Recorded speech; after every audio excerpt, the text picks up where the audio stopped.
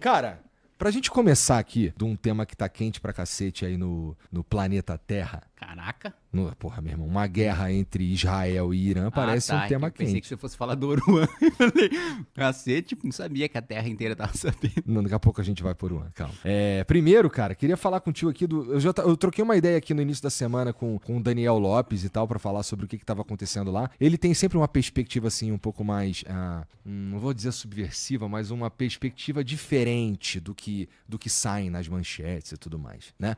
Mas essa guerra, ela, apesar de estar acontecendo lá do outro lado do planeta, ela tem efeitos na vida de todo mundo, né? Ou terá efeitos na vida de todo mundo, especialmente porque eu ouvi na rádio hoje aí que o Trump tá decidindo ali se ele entra, se ele não entra nessa guerra, e ele entrando nessa guerra aí meio que, bom, a gente começa a ter uma escalada aí muito mais sinistra, né? A princípio, é uma entrada dos Estados Unidos ali meio que seria para resolver e destruir a última usina nuclear do Irã, que é uma que fica subterrânea, né? E só os Estados Unidos têm a bomba necessária para atingir esse lugar. Mais uma entrada dos Estados Unidos aí, eu suponho que os aliados do Irã, e assim, talvez o mais notável seja o Paquistão com bomba atômica, entraria também nessa bagunça aí, né? E tá tudo esquisito. O governo brasileiro já tá falando, se você tava com a viagem planejada pro Oriente Médio aí durante os próximos dias, remarca, não vai, tudo mais. Isso aí parece, inclusive, um pouco óbvio. Mas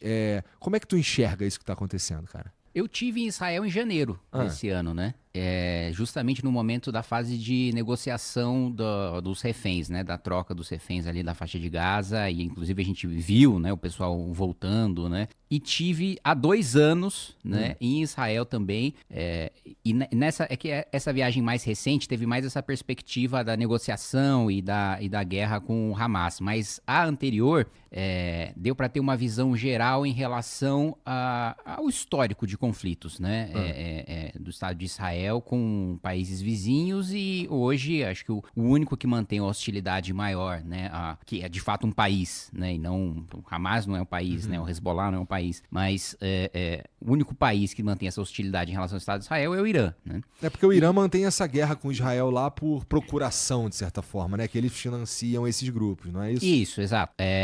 Principalmente o Hezbollah, os rebeldes no Iêmen, mas da minha perspectiva, aliás, o Brasil tem uma participação, né, nessa história do enriquecimento de urânio, porque lá em 2009, 2010, o Obama chamou o Lula e chamou o Brasil e a Turquia, né, para fazer a negociação do acordo nuclear com o Irã, né? E o acordo era o Irã mandar tantas toneladas ali para ser enriquecido na Turquia, então ele não teria o controle total dentro do próprio território para de fato utilizar o urânio para fazer a bomba atômica e para os fins médicos e de energia nuclear, que é o que eles estavam dando a desculpa, né? Aí chamou o Lula para fazer a negociação, saiu o acordo nuclear do Irã, mas logo depois que foi fechado o acordo, mesmo tendo sido o próprio Obama que tivesse chamado o Lula para fazer essa negociação, na hora ele falou, olha, esse acordo ficou uma merda, né? Porque não tem nenhuma garantia de que a gente vai saber exatamente o quanto o Irã vai estar enriquecendo urânio, o quanto de urânio que o Irã tem. A gente só sabe que ele tá mandando uma parte pra Turquia, que a Turquia tá enriquecendo, que vai devolver pra ele. Agora, enriquecer 20%, acho. Agora, a gente não tem nenhuma garantia de que eles não vão, né, extrapolar, esconder o jogo e etc. E o que aconteceu é que há muito tempo já os serviços de inteligência dos países sabem que o Irã... Não só de Israel, dos países. Né, da Europa, dos Estados Unidos, sabe que o Irã ultrapassou, né, os níveis acordados, né? Tanto que várias sanções foram impostas ao Irã e o próprio Irã, na prática, né, admite, porque ele fala, olha, se vocês derrubarem essas sanções, a gente pode negociar o nível de enriquecimento aqui, né? Ou seja, ele próprio admite que passou do ponto que foi acordado inicialmente. Então, aconteceu o que justamente os Estados Unidos e os países europeus alertaram no momento em que o acordo foi fechado pela Turquia e pelo Brasil. Olha, eles vão esconder o jogo, vão enriquecer urânio para além do que está sendo acordado, e o acordo não vai servir para nada. Vai só beneficiar o Irã, que vai segurar um pouco as sanções até o momento que ficar escancarado que eles estão descumprindo o acordo. Descumpriram o acordo. E abertamente, né, o Irã disse que a bomba atômica é para destruir o Estado de Israel, né? Isso tem vídeos de discursos falando, olha, vamos enriquecer urânio, vamos ter bomba atômica, e o pessoal falando morte a Israel, né, em coro, né? E aí a preocupação de Israel era justamente essa. Primeiro, na primeira viagem que eu fiz, né, a preocupação do governo israelense era lutar uma guerra em duas frentes, né, nas duas fronteiras, a fronteira sul e a fronteira norte, com o Hezbollah ao mesmo tempo que com o Hamas. Esse medo se concretizou, né, acabou acontecendo de fato deles enfrentarem nas duas frentes, mas conseguiram vencer, né, essa guerra. E aí o outro medo era justamente de ter uma bomba atômica vindo do Irã, né, porque Israel possui, né, é conhecido por ter um dos melhores sistemas, né, antimíssil do mundo, tem o sistema de mísseis de curto alcance lá, para se defender principalmente ali da faixa de Gaza, ali do Líbano, que é o Domo de Ferro, né, que é conhecido. Tem o Stiling de Davi. Esse eu não conheço. O Stiling de Davi é o sistema antimíssil de médio alcance. Ah, tá. Pra mim era tudo Iron Dome. Não, o Iron Dome é só para mísseis de curto alcance, foguetes, né, para se proteger mesmo ali na região. Entendi. Aí tem o Stiling de Davi e tem o Arrow, que é o sistema de longo alcance, né? Mas, claro que tem limitações, né, em relação a mísseis de cruzeiro, que eles não têm toda essa capacidade de segurar tudo. Tanto que, né, Israel foi atingido até, salvo engano, hoje ou ontem, um hospital, que aí o Estado de Israel falou que, enfim, tinha ultrapassado de todos os limites ali o ataque do Irã. Mas, enfim, todo esse conflito começa agora porque Israel falou, olha, chegou num ponto em que eles estão prestes a ter a bomba atômica, e se eles tiverem a bomba atômica, eles vão lançar aqui, né? E aí não tem sistema de antimíssil que a gente consiga garantir a segurança da existência do nosso Estado. E aí eles fizeram esse ataque, teve a reunião do G7 agora, que inclusive o Lula passou várias vergonhas em sequência, não sei se você acompanhou. Me conta. A primeira vergonha foi o G7, né? São as 7 maiores economias do mundo.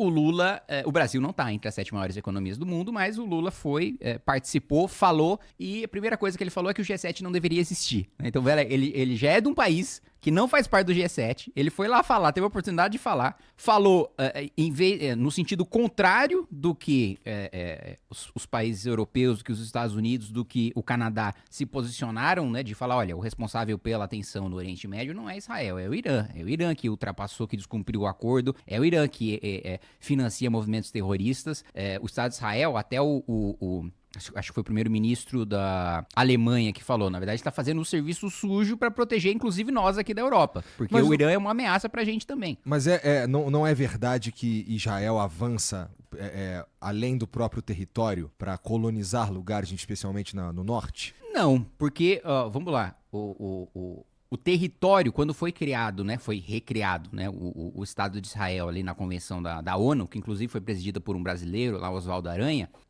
era um território menor do que o que Israel ocupa agora. Mas por que houve a expansão do Estado de Israel? Porque todos os países muçulmanos em volta, né, invadiram o Estado de Israel, declararam a guerra ao Estado de Israel, e Israel venceu, né?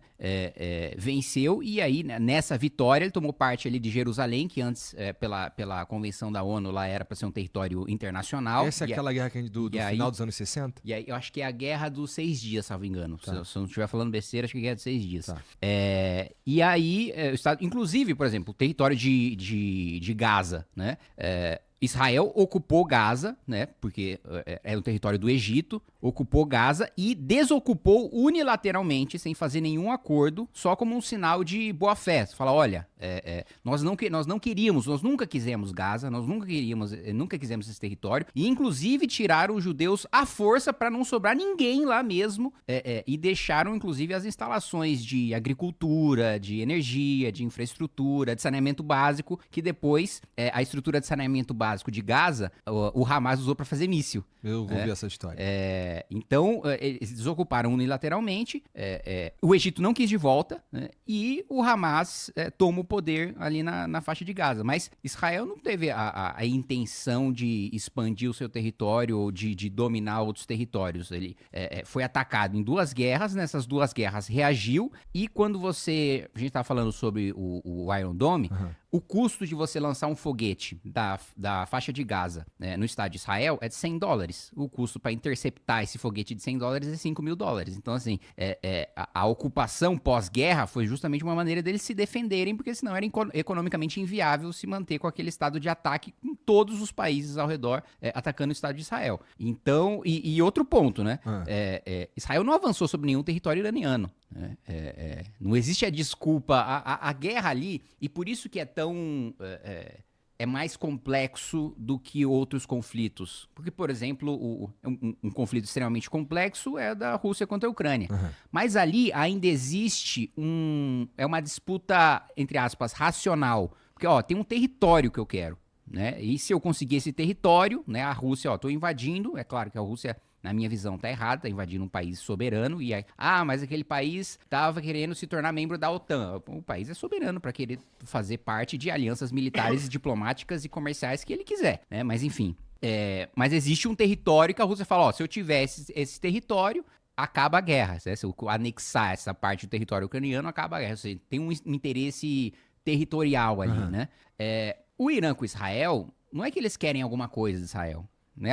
Me dá $1 trilhão que eu paro. Me dá determinado território que eu paro. Não, ele é por uma razão religiosa, né, extremista. Eles querem matar todos os judeus. Não será que é religioso? Mas é isso que eu acabei de falar. Mas será? Você acha que não? Eu não sei, porque assim... Mas assim, isso é a motivação, né, do atual regime iraniano. Mas é claro que também existem outras questões que são as questões geopolíticas que se aproveitam, né, dessa questão para ter uma espécie de guerra por proxy, assim, como se teve na Guerra Fria, né? Então, por exemplo, a gente pode imaginar um cenário em que a China e a Rússia podem enfrentar os Estados Unidos no Irã indiretamente. Né? Assim como aconteceu na Guerra Fria, em que nunca oficialmente teve uma guerra entre a União Soviética e os Estados Unidos, mas em outros países, em conflitos regionais, eles se enfrentavam indiretamente. Né? E eu acho que, claro, que o conflito do Irã envolve isso. O Irã está alinhado com a Coreia do Norte, com a China, com a Rússia. Todos esses países têm o interesse de que o atual regime iraniano continue no poder. E aí entra numa questão mais complexa ainda, da disputa de poder dentro do próprio Irã, né? Que aí também tem, enfim, foi derrubado um regime lá décadas atrás que...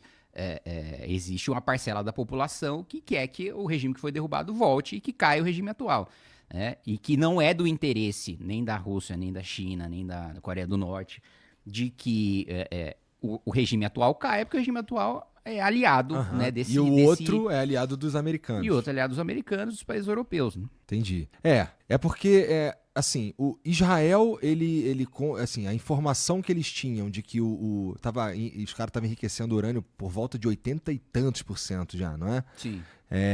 Aí eles começam um ataque sexta-feira passada, né? E aí, cara, começou uma loucura ali, que eu tava vendo os vídeos lá dos mísseis caindo, e é assustador, meu irmão. Assustador. Você falou que o Irã atacou um hospital em Israel.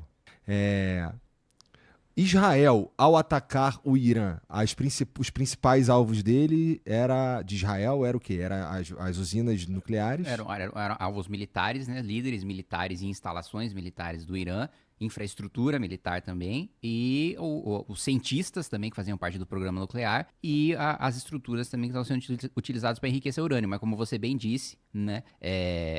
A informação que se tem, né? Também posso estar enganado, mas é de que tem lá a 50, 60 metros de profundidade, né, o enriquecimento de urânio, e que Israel não tem uma bomba capaz de atingir essa instalação. Só os Estados Unidos, que tem uma bomba que, aliás, nunca foi usada numa guerra real, só foi utilizada em exercício militar, que é capaz de perfurar, se não me engano, 60 metros antes de explodir. Né, e aí seria capaz de destruir essa instalação. Porra, que é uma bomba muito sinistra. Mas é que a entrada dos Estados Unidos... Você acha que o Trump entraria nessa dança aí, cara? Eu acho que sim.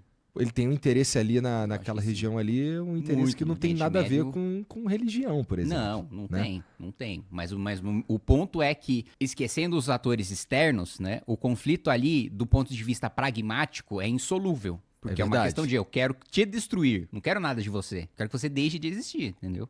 Aí fica difícil qualquer tipo de acordo de paz, fica...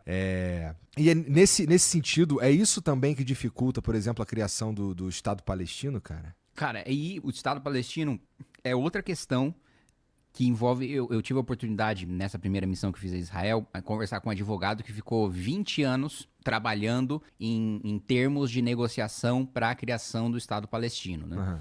E ele fala o seguinte, olha, só ali em Jerusalém, né, no Santo Sepulcro, é uma área que é sagrada para judeus, é uma área que é sagrada para cristãos, é uma área que é sagrada para muçulmanos. Hoje, né, a autoridade palestina, né, que tem ali o controle da Cisjordânia, não abre mão na negociação, em havendo a criação do Estado palestino, de ter o controle, né, ali da região do Santo Sepulcro. Aham. Assim como Israel também não. Assim como hoje, que tem uma divisão lá de 5 ou 6 religiões diferentes, que tem divisões de setores ali em Jerusalém, também não abre mão. Então ele falou, olha, isso é um ponto que nunca vai haver concordância, porque é um local sagrado para todo mundo, né? Igual a esse local, existem outros 23 que nenhum dos lados abre mão. Então, na opinião dele, né, isso nunca vai acontecer. Nunca vai ter um acordo para ter um Estado palestino, porque existem... Isso eu estou só falando da questão religiosa de locais sagrados. Eu ainda não estou entrando na questão comercial, militar, diplomática. Eu estou só falando de 23 pontos em que nenhum dos dois lados abre mão de nenhum jeito. Se tivesse um, já seria muito difícil. Aham. Pois é, que situação sinistra, cara. E aí quem sofre pra caralho lá... inclusive, cara, a gente tinha aqui... A Yas ia viajar pra lá, pro Líbano, levar o pai dela, tava com um bagulho que ela tinha programado há um tempão, e simplesmente não vai ter como ir pra lá, porque os mísseis estão voando por cima do Líbano. Sim. Né? E no Líbano tem o Hezbollah também.